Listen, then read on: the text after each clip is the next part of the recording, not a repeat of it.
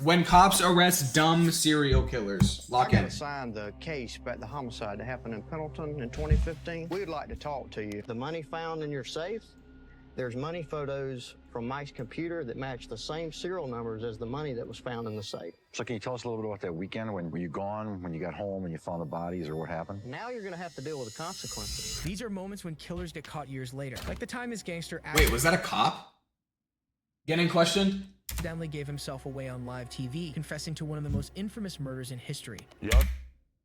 What? He accidentally said that on live television. Need to come buy my book. Compton's a street legend. Davis admitted to being one of 4 people in the infamous white Cadillac that fateful September night. Hey, Keith, Metro Police. What? He just what? Come over here, all right? So what they got you for, man? Biggest case in Las Vegas history. But first, let's start with Ross No and Amy fucking Villardi, who have way. been living with a terrifying secret that they hoped would Oh, he just edged me? Okay, fine. We want answers. We're not here because we think you did it or you might have did it. We know you did it. Okay, we're just here as a courtesy. On November 2nd, 2015, Dude, imagine a cop says that shit to you. Immediately, I'm like, all right, yeah, no, I'll just give up. Kathy and Michael Scott, along with their mothers Violet Taylor and Barbara Scott, were found dead in their home. All 4 victims were found dead in one of the most gruesome scenes investigators had ever seen. Each victim sustained stab wounds with their throats being sliced. Additionally, one of the victims was shot after they died. Not only that, blood that was discovered on the doors and walls at the scene of the crime indicated that the victims tried to get away to no avail. The quadruple murder went undetected. That is, until Quadruple. Kathy Scott's daughter, Amy Villardi, thought to check on her mother after she noticed that she hadn't been out to walk the dog. According to Amy, she went up to knock on the back door and found it open. And when she went inside, she discovered the brutal scene. 911, what's location of emergency? Oh my God! I need somebody out here. What's going on? Oh God! There's 4 people. Okay, so maybe tell them the situation instead of just screaming. In my mama's house, and Who are these people that are in the house? it's my mom and my grandma and my granny and my stepdad. On the call, Amy seemed distraught, but upon arrival on the scene, police would find that things weren't quite adding up. Based on the evidence found, Oh, she did it? there was no forced entry, meaning it was likely that the person who committed the crime was let inside the house. Also, the evidence would Rookie move. suggest that the victims knew the killers, but there was no clarity on who the killers could be, so no arrests were made, and for years the killers roamed free. But a Facebook video would surface that paint a sinister picture of the relationship between Amy's husband, Ross Villardi, and her family. Why don't you have grandma come out here real quick? I don't think your grandma wants to deal with this trash. Yeah, I'll show you. Stop. Yep. Yeah. Oh, yeah. This video I swear I've seen this house on TikTok before. Wasn't there like a clip of this house with a neighbor running to the house and all like fuming and shit? She was like mad about something and she came to this house. I swear I've seen it on TikTok. alongside circumstantial evidence that Amy and Ross had stolen money from Michael, were among the evidence that make them prime suspects. So the detectives reopened the case 8 years later. So in 2023, police began conducting interviews with Michael and Kathy's neighbors to begin to build a narrative. With the daughter, got angry with her and kept the children from Kathy. So tell us about that. It seemed that they really tried to help Amy a lot. And Mike and Kathy, they really took care of the kids. And it broke Kathy and Mike's heart. She just really missed the kids, and the 2 older ladies that lived there, they were used to the kids coming in and out. You think Kathy was afraid at all of Amy and Ross? No, she never expressed that.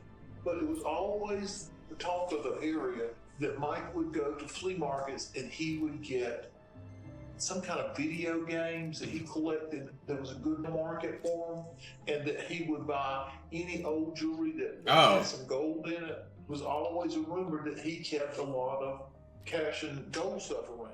In this interview, police discovered that Michael had a habit of keeping large sums of money in the house. Not only that, he often bought items to resell and kept gold jewelry. This would help build a possible motive behind the murders. And as detectives continued interviewing people, a more sinister picture would develop. Ross had made a joke and said, do you want me to keep it? It was a joke at the time. Right. Then later I was like, holy, I'm glad I didn't say yeah. It's Amy, right? What was your job there? That piece of information was not paramount to the investigation. I promise it wasn't. That was not needed. A bather, and I was learning in the process. You said they were just getting started, so they weren't very successful yet. they appeared that they were fine. Okay. But then I would hear arguments of them, and a lot of it was money related. When I started working for her, I seen Kathy and Mike at the grooming shop. I was in the back grooming, so I didn't hear everything that was going on, but it was something to do with money. Okay.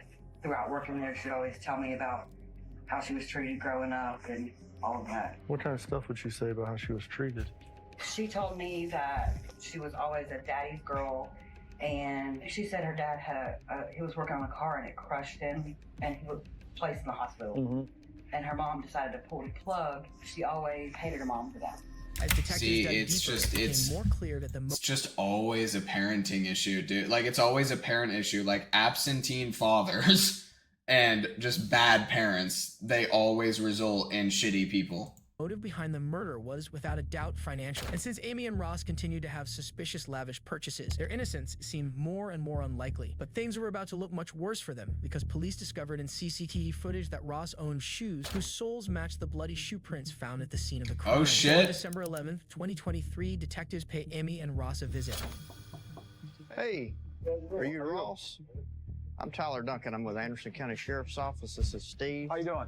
How's it going? I got assigned the case about the homicide that happened in Pendleton in 2015. Okay. Is Amy here? She is. So since she's the one that called... Immediately, he looks nervous. Like, the set, like that little head tilt he's doing, like, he feels unnatural in this conversation. I think you were there also. We'd like to talk to you. Can you And he's having trouble with eye contact, too. describe, I guess, your relationship with Mike and Kathy? I had a good relationship with Kathy. My relationship with That's Mike a lie. was really great, actually. It kind of turned sideways a little bit July 4th.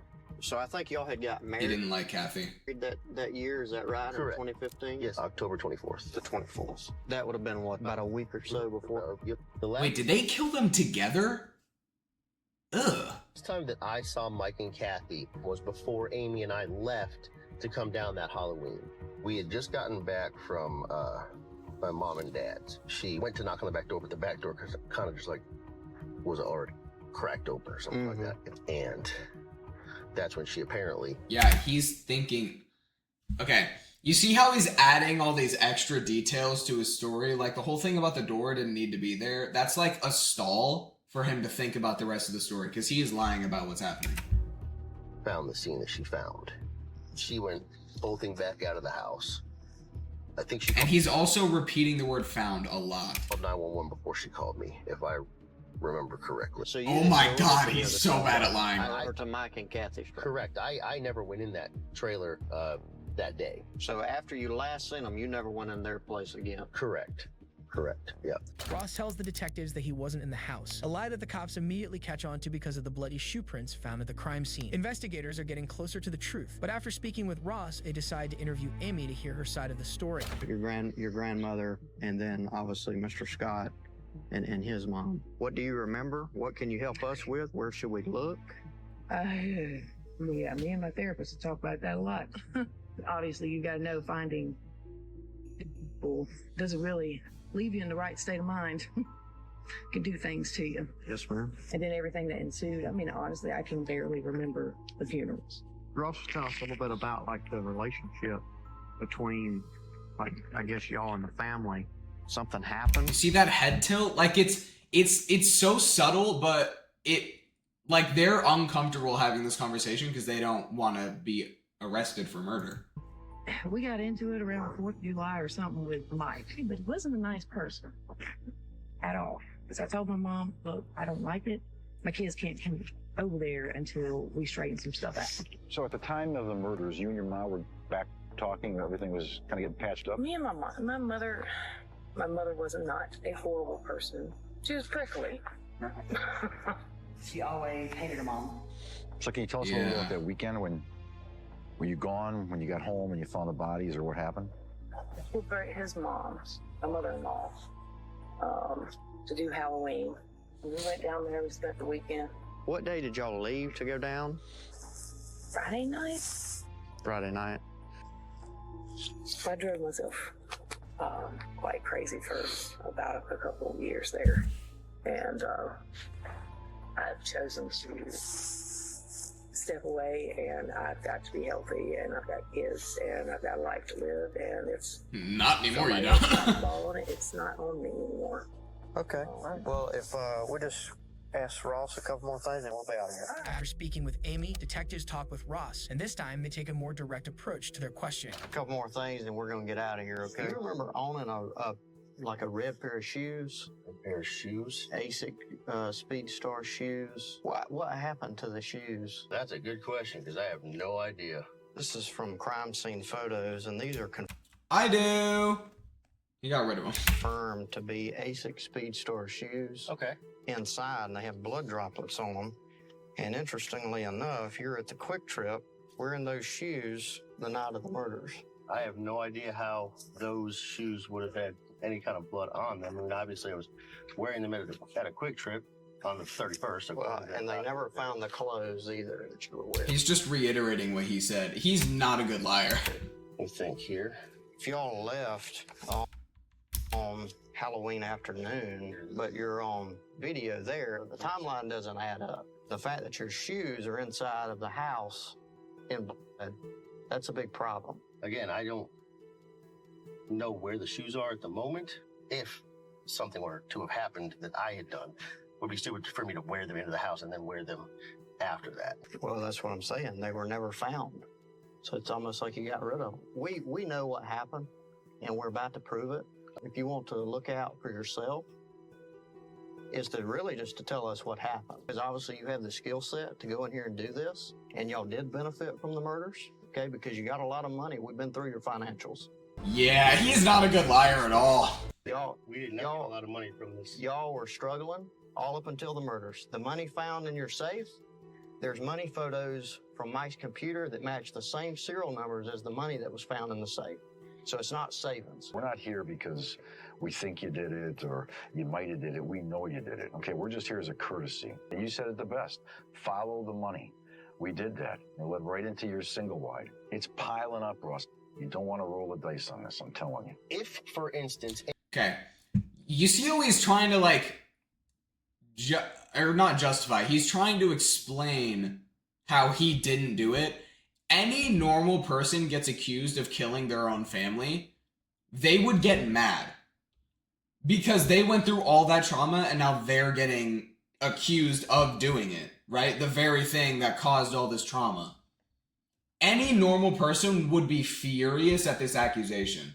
This guy's trying to explain why it's not him. You know, or if I decided to take a deal, right, mine is going to be better than Amy's because I came to the trough first, right? Right. So prison time, no matter what. Amy, prison time, no matter what. My 3 kids in here, they grew up without a father and a mother. Granted, my mother would be more than willing to take them. I understand that. We're not the ones who put you on this predicament. Now you're going to have to deal with the consequences. 10, 20 years in prison, that's best case minimum scenario, I would imagine, right? It's better than the rest of your life or death, isn't it? I mean, it might as well be one of those two. By the time I get out, my kids aren't going to know who I am. I mean, the other option is I probably need to talk to a lawyer at this juncture here. Amy and Ross Velarde were arrested and charged on 4 counts of murder. They are still awaiting trial. In this case, the suspects weren't caught for several years. But what happens when the victim is someone everyone knows? Yeah, holy shit. Okay, this is the one I want to fucking hear. He admitted to this on live television? I actually didn't know this. Shaker to this day is one of the most legendary artists of all time. Prior to his death, he had been nominated for 6 Grammy Awards and had 5 #1 albums. Additionally, Tupac sold more than 75 million records worldwide, making him one of the most popular artists in history, which makes what happened on September 7th, 1996, all more tragic. On that fateful day, Tupac, his hip-hop group, the Outlaws, and Suge Knight went to Las Vegas to watch Mike Tyson fight Bruce Seldon. But minutes after the fight was over, Tupac and his entourage get into a fight of their own with rival members of the Southside Compton Crips, which include the nephew of Dwayne Keith, Orlando Anderson. After the fight, Tupac and his entourage went to the Luxor Hotel and Casino before heading to the 662 Club. On the way, his car was pulled over by the cops for playing music too loud and not displaying his license plate. Moments later, after interacting with some women driving beside Alongside them, Knight and Tupac stopped at a red light when a gunman in a white Cadillac shot more than a dozen rounds into Tupac's black BMW. Tupac was hit by 4 bullets and died in the hospital on September 13, 1996. The death of the music icon sent shockwaves through the music industry and made people speculate who the perpetrators of the crime were. And for decades, the killers would remain a mystery. But on February 15, 2019, Dwayne Kef D. Davis released a tell-all memoir which detailed his involvement with the shooting. And while promoting the memoir... Oh, so he did it willingly. It wasn't an accident. He began doing interviews which encouraged investigators to look into reopening the case. In various public forums, on YouTube, and in an autobiography, Davis described the events that brought down the rap legend. Y'all need to come buy my book. Compton's a street legend. It's a good read, man. It's nothing but the truth. Davis admitted to being one of 4 people in the infamous white Cadillac that fateful September night. He says his crew noticed Tupac because the rapper was hanging out of the front passenger side window of a black BMW driven by Suge Knight along Flamingo Road near the Strip. Shit, he had half his body out the window. Yeah. Contrary to what gang member Denvonta Lee told the grand jury, jurors heard Davis claim in an interview with Urban City TV it was Orlando Anderson, his nephew, who shot Shakur on September 7th, 1996. He gave the gun to Orlando, and Orlando shot Tupac and Suge. Yeah, he did his thing, yeah. Davis also said after the shooting, his crew went back to their Strip hotel to pop bottles. Did nobody know but us 4 that was in the car. The other 3 men in that car with Davis are now all deceased, and investigators say it's unlikely Davis would have ever been arrested if he hadn't opened his mouth. Orlando, not to tell nobody, right? Yeah. Tell me about that. I said, on this type of can't be telling nobody. That's the only way you're gonna stay free. Keefe D first spoke to police about his involvement with the shooting in 2008, and his first... How do you go home after murdering people and celebrate it? How fucked up do you have to be to murder someone, go home, and then celebrate it with champagne? The comments on the shooting were on a Beat series called Death Row Chronicles. But when his memoir was released, Keefe D provided even more details than he had previously. In it, he spoke about an alleged meeting he had with Diddy, who allegedly put a hit out on Tupac and Sujimay. He described seeing Tupac sticking his head out of the BMW and his crew turning around to pull up next to him. Then detailed the shooting, even saying, "One of my guys from the back seat grabbed the Glock and started busting back." We came up Harlem and shit. Did you know you might get a big cash payout if you Shut the fuck up. Here he coming at BMW. All the chicks was like, Tupac, and he was like, hey, like a celebrity, like he was in the parade. Yeah, because he is a celebrity. We would have never seen him. I found it busted you. When you pulled up, I was in the front seat. You said the shots came from the back. Big Dre, Orlando. Who shot Tupac? To keep it for the cold of the streets. It just came from the backseat, bro. Keefe D gave the cops everything they needed, a detailed account of the crime, beat by beat. These comments are what helped lead police to Keefe D's front door. And sure enough, on September 29, 2023, while on a walk, Davis was approached by the Las Vegas Metro Police Department and arrested. Hey, Keith, Metro Police, come over here. Hey, Metro Police, come over here, all right? Thanks, buddy. Come on over here. I mean, he knew this was gonna happen. Why did he even speak out, though? I mean, obviously, fuck him for killing Tupac, but, like, why? Like, you got away with it for decades, and you just decided, let's spice things up a little bit.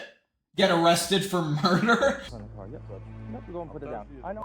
Put that down for a second, all right? You got nothing on here? Okay.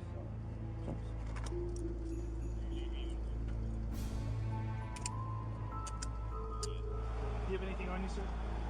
No. All I had was a phone and water. Phone and water?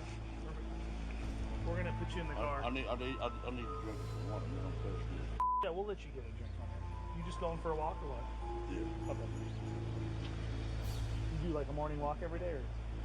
Yeah. Okay. We'll get you some water, my man. Can you get it now? Yeah, as soon as we get you in the car, we'll get you in the car. Alright? Appreciate it, sir. Really? Just walk over here, sir. Okay? Don't worry, your water's... After being handcuffed, Davis is put in the squad car. Bodycam footage captures his raw thoughts as he is escorted to the station.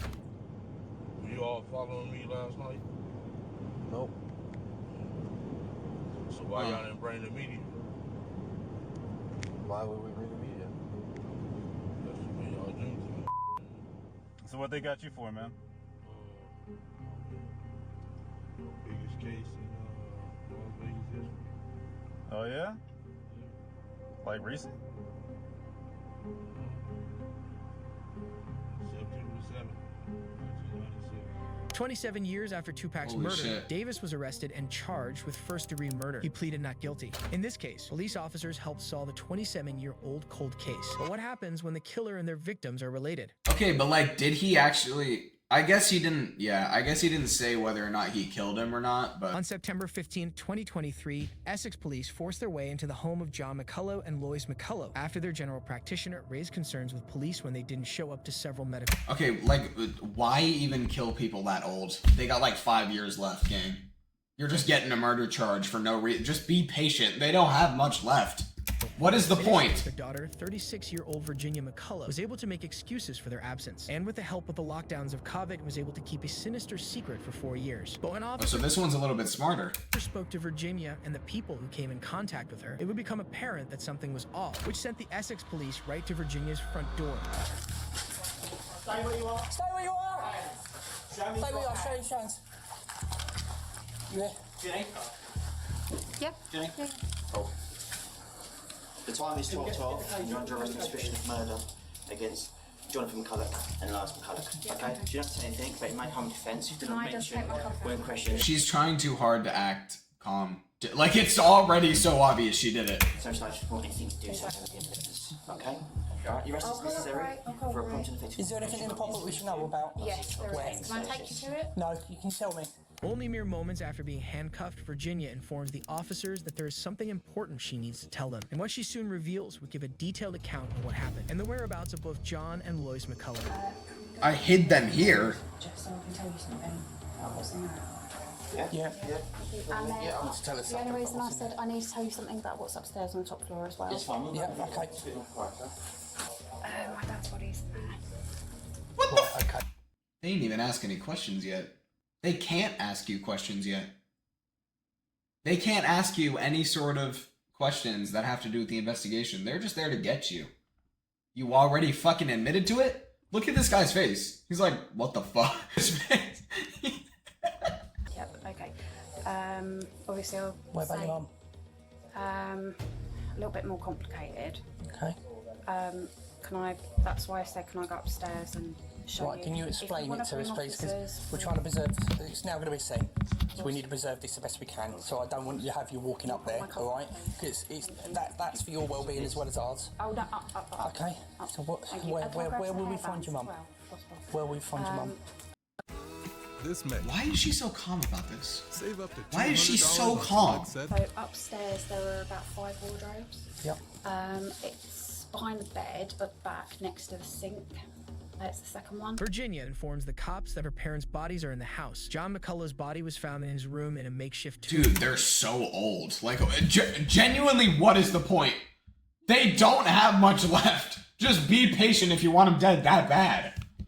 While Lois McCullough's body was found in another bedroom, wrapped in a sleeping bag in a wardrobe. After telling the officers the location of her parents' bodies, she gives a detailed account of how she murdered them. I slipped Spilofos into his drink.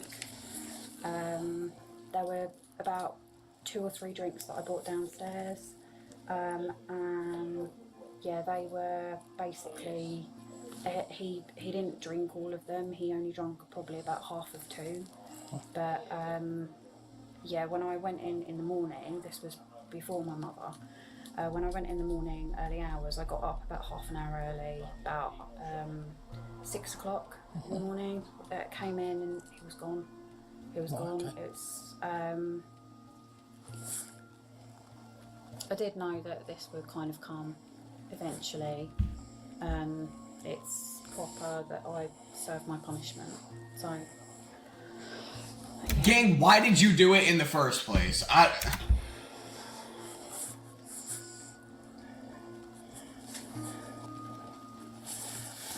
Okay, so Virginia, I'm just going to ask you this. This is what I've written down based on the information you just told us, because what we regard as a significant comment, because you've made Right, it wanna help? upon under caution those after your paintings, arrest. by the way, are part of, they're my granddad's. Okay, right, so I've written this, please.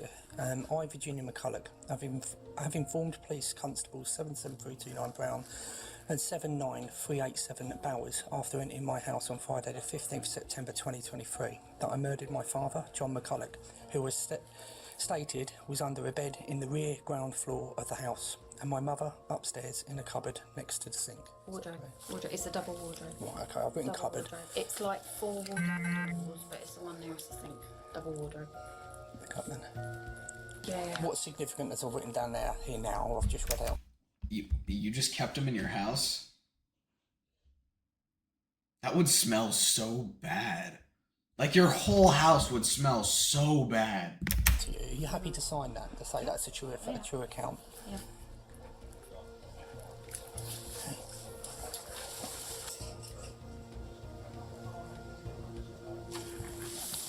Cheer up, at least you caught the bad guy. I've just woken up today and done my job. No. I know I don't seem Not a lot. 100% evil, but we all, yeah, I'm not going to comment on anything. It's not my job to comment on it, okay? Because I've got to be impartial with everything, okay? So I'm not going to. Actually, I think you're more evil than someone who wouldn't confess. You seem so at ease with the fact that you murdered the people that raised you. You seem so far beyond crazy in comparison to the last few people that we just saw. Like, they have nothing on you. You are so unbelievably calm with the fact that you just admitted to your parents' murder. Any comments? No, well, I mean, I deserve to obviously get whatever's coming sentence-wise, because that's the right thing to do. And that might give me a bit of peace. Yeah, only took you 4 years. In June 2019, Virginia crushed up prescription pills and put them in her father's alcoholic drinks. And by the next morning, he was dead. Her mother, however, was stabbed multiple times in the chest and beaten with a hammer. Lucidly, in this moment, Virginia tells the cops everything, and even goes as far as to tell them to cheer up because they caught the bad guy. Do we get to find out, like, why she did it? However, the previous 4 years, Virginia wasn't so forthcoming. Up until this moment, she had kept her parents' deaths a secret and covered up the truth with only lies. Also in the handbag as well, there's, and again, because you're probably going to need to know about it, there's a card in there, card one money. That's a bank card where there's a lot of transactions that have taken place over the last few years. From money that pertains to my parents. It was later revealed that Virginia had been financially abusing her parents by spending their money, using their credit cards, and taking money from their pension for a total of $149,600. What the fuck?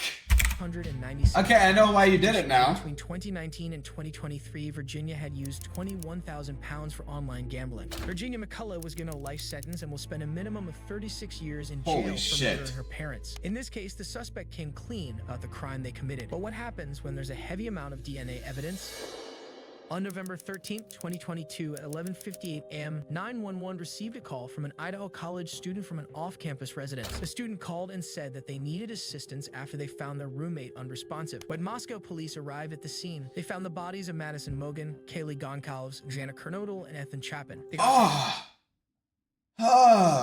Autopsy reports said that the victims died from multiple excessive stab wounds that came from a knife. Detectives began to search for evidence, first in a dumpster outside the home and then by contacting the local business nearby. But there were no arrests and no suspects initially named. And as time went by, rumors began developing about the identity of the killers, as well as a heaviness over the city. On December 6, 2022, Moscow Police Chief James Fry gave a small update on the case during an interview. The next day, police announced they were looking for the driver of a white Hyundai Elantra from 2011 to 2013. Information that later became integral to the case. But at the time, the victims' families still felt left in the dark. But on December 15th, 2022, officers would catch a break.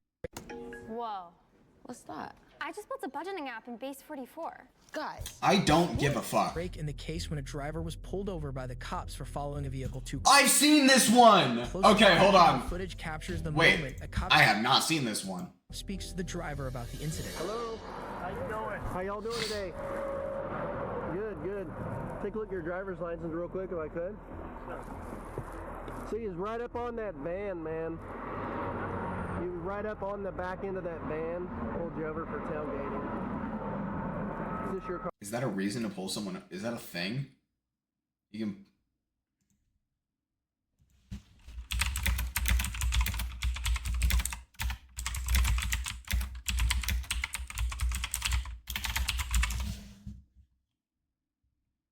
That's the dumbest thing I've ever fucking heard.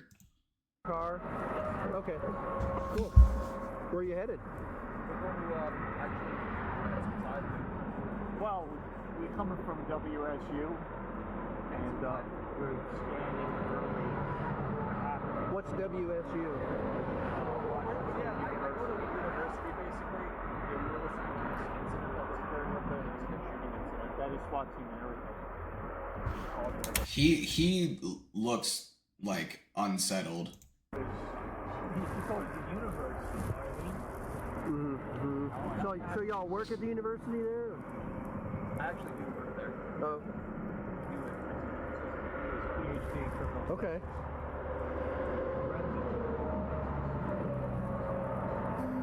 Okay. Yeah, I hadn't heard about that incident. Just yesterday, or? This happened this morning. About an hour and a half ago. We're still wrapping it up. We're investigating.